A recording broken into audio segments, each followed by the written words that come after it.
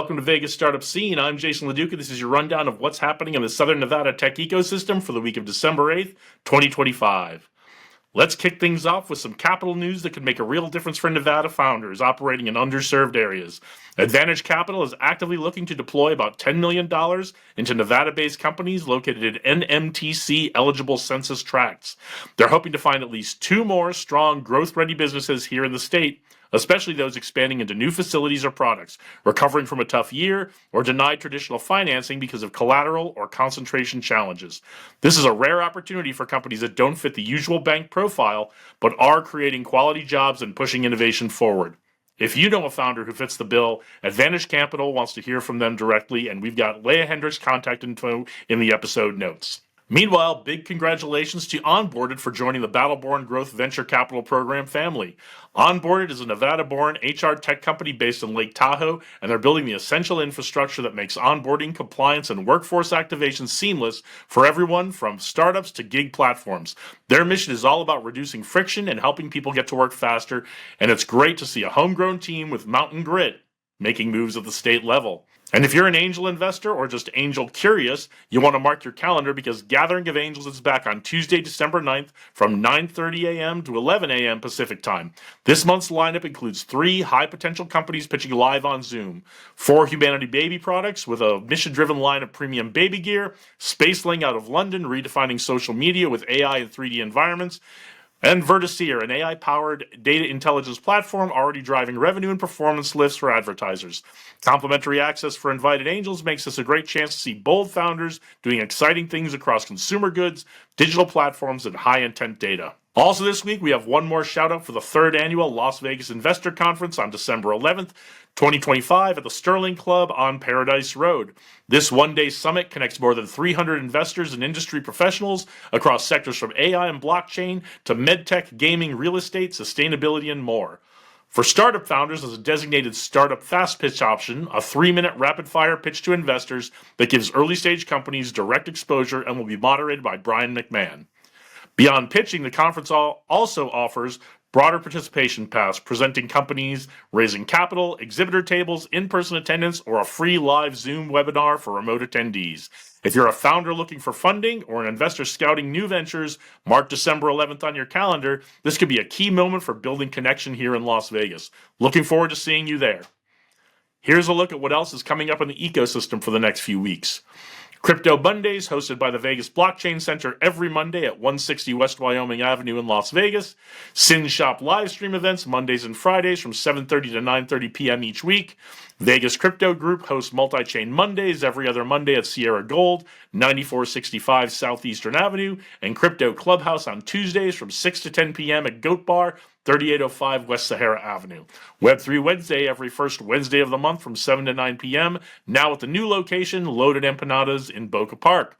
Fusion 42 Pitch Kung Fu online on Thursdays, and their founder huddle every Saturday online. Tech Alley Downtown returns on Saturday, December 20th, 2025 from 10 a.m. to 4 p.m. at 1031 South Main Street in downtown Las Vegas. We'd love to have you come down and talk to us on the live stream. We'll be there. Hope to see you there. Meanwhile, applications are now open for Zero Labs Innovation Launchpad Cohort 7, an intense but fun crash program for founders ready to level up. And the Nevada Apex Accelerator is hosting a major post-CES event on January 12th at the Clark County Library focused on strengthening America's defense industrial base. Register by January 5th. Also, I want to do a quick shout out. I'm going to be at CES this year. If you are a Vegas startup and you're going to be at CES, let's link up. We'll do a quick interview. We'll talk. We'll have a coffee. Whatever it is, let's link up. And if you're not a Vegas founder or a Vegas investor, but you want to link up at CES anyway, reach out to me. My address will be at the end of the episode and in the notes. Cool. All right, at Tech Alley Downtown in November, we had a very special guest join us on the live stream. In this clip from the stream, JP Prado shares why he came up from San Diego to Vegas, how he uses his experience to help veterans to get into tech through employment, training, education, and entrepreneurship.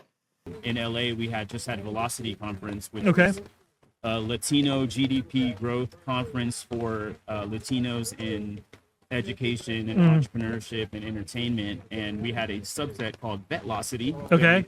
Put in there, and then we go, oh, cool. This CTO for Cisco is also a veteran and also Latino.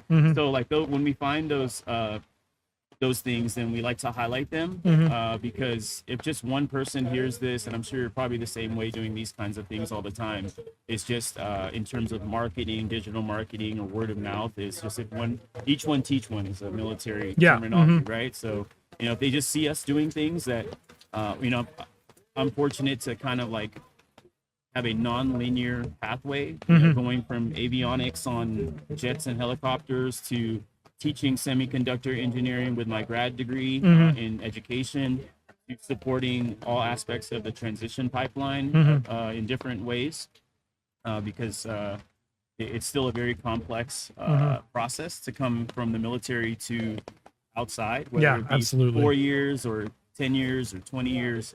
I know we're trying to solve for making sure people don't fall through the cracks. And that goes for spouses and dependents and all those different things. So as an ambassador to the military community here, I'm just very thankful that you're doing what you're doing out here, and that maybe I could support in one of those areas. We'd love that. And that's that idea of transitioning out of the military is really important to me, because I look back at my time. I retired after 20 years as lieutenant colonel.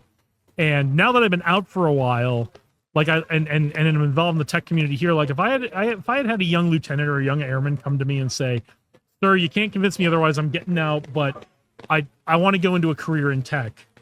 What should I do?" I would go, "I don't know. I've been wearing a blue uniform my entire adult life. I don't have any advice for you." And that's where I think folks like us can be a resource to the base as well. That's something that's why we got involved in Vets in Tech here. That's why is people who've only ever worn a uniform can't really give you great advice on what to do outside, right? Yeah. And so I think it's really important for folks like us to be involved in helping that transition out, and ideally as early in that process as we can. Yeah, absolutely. And just reflecting back on the conference we did here in Vegas, which will be in Vegas every year, it's called MCON Military Conference. Is we were on a panel with Vets in Tech and American corporate partners and U.S. vets and Western governors, and these are all national, access organizations that you can tap into. Where telling the story, our story that is not necessarily, I told a little bit about my story, but is telling the story of how many people go through the transition process, and they need a mentor for a year from a Fortune 500 company. They could get that through American corporate partners. How many people need access to get some IT certifications through Vets in Tech, like Tech Plus, just to meet minimum requirements, going from, a cook or a security forces, whatever their background was, and they want to transition, they can get that framework supplemented through their roadmap through Vets in Tech. But then they're transitioning in, they want to do a full degree for information systems, cybersecurity, an MBA, whatever that may be, then they can do the degree program through Western Governors University, right?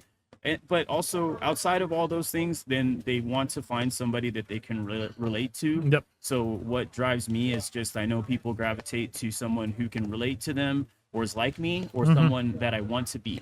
So, doing it with professionalism, doing it with, a service to the community mentality, and doing it hopefully with the post 9/11 veterans in these different cool categories, and doing it with style is what I'm all about. If you want to learn more about JP and all the great thing he's doing for veterans, see our whole conversation with the link in the notes. That's all for this week. Links for everything we talked about are in the episode description. If you've got news or events you'd like us to cover next week, drop a comment, send a DM, email me at info@leducleadership.com. And I'm serious, if you're going to be coming to CES, reach out to me. I'd love to link up with you at CES. So we'll see you out there in the community. Send us your pics and videos. We want to see and share all the great things you're doing out there. Get out there today. Do great things. Onward and upward.